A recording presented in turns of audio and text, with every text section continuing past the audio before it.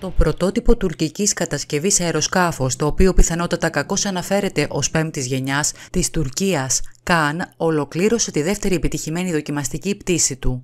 Η είδηση ανακοινώθηκε από τον επικεφαλής της Εθνικής Υπηρεσίας Αμυντικής Βιομηχανίας, Χαλούκ Γκοργούν, στις 6 Μαΐου του 2024. Η παρθενική πτήση του αρχικού πρωτοτύπου πραγματοποιήθηκε στις 21 Φεβρουαρίου 2024. Ένα δεύτερο πρωτότυπο βρίσκεται επί του παρόντος υποκατασκευή. Οι Τούρκοι πλασάρουν το αεροσκάφος Καν ως ένα μαχητικό αεροσκάφος πέμπτης γενιάς, σχεδιασμένο με χαρακτηριστικά χαμηλής παρατηρητικότητας. Η Άγκυρα σχεδιάζει έτσι ώστε το νέο αεροσκάφος της να διαθέτει πυράβλους μέσα και έξω από την άτρακτο, να είναι εφοδιασμένο με ενεργό σύστημα ραντάρ ηλεκτρονικής σάρωσης και προηγμένες δυνατότητες σύνθεσης δεδομένων. Αυτό όμως δεν είναι ακριβώς όλα τα χαρακτηριστικά ενός αεροσκάφους πέμπτης γενιάς. Ο Έλληνας ειδικός Φέδων Καραϊωσήφιδης, μιλώντας σε εκπομπή στην τηλεόραση, είχε αναφέρει για τουρκικό αεροσκάφος. Η Νότια Κορέα παρουσίασε το 2021 το δικό της μαχητικό αεροσκάφος, το οποίο αν το βάλετε δίπλα-δίπλα με το τουρκικό Καν θα δείτε ότι είναι πανομοιότυπα. Οι Νοτιοκορεάτες είναι σαφώς όμως πιο προηγμένοι από τους Τούρκους σε όλους τους τομείς.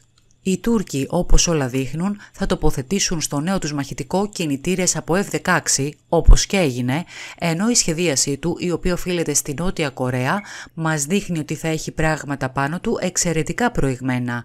Αλλά όλα αυτά που λένε οι Τούρκοι θα τα δούμε, εκτιμώ, προς το τέλος του 2030. Αλλά για να φτάσει εκεί το τουρκικό εθνικό μαχητικό θα πρέπει να πετάξει και να έχει πετυχημένες δοκιμές, διότι εδώ οι Ρώσοι με το Su-57 είχαν πολλά προβλήματα και το ανέπτυξαν μετά από πολλά χρόνια, αφού για 5 χρόνια είχαν θέμα με το κινητήρα του αεροσκάφους και τις αποδόσεις του.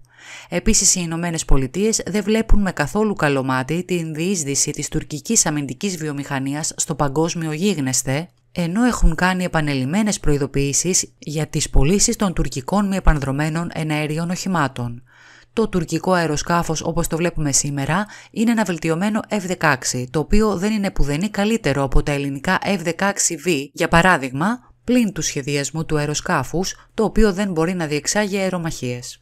Οι Τούρκοι δεν θα μπορέσουν πιθανόν τα επόμενα χρόνια να κατασκευάσουν ένα πραγματικό πέμπτης γενιάς αεροσκάφος με ξένο φυσικά κινητήρα και πυράβλους, ενώ το ίδιο ισχύει και για το πολυδιαφημισμένο άρμα μάχης Altai που θα έχει ξένο κινητήρα και πολλά ηλεκτρονικά συστήματα από άλλες χώρες. Ευχαριστούμε που μας παρακολουθήσατε. Για να λαμβάνετε πρώτοι όλες τις νεότερες εξελίξεις, κάνετε like και εγγραφή στο κανάλι μας.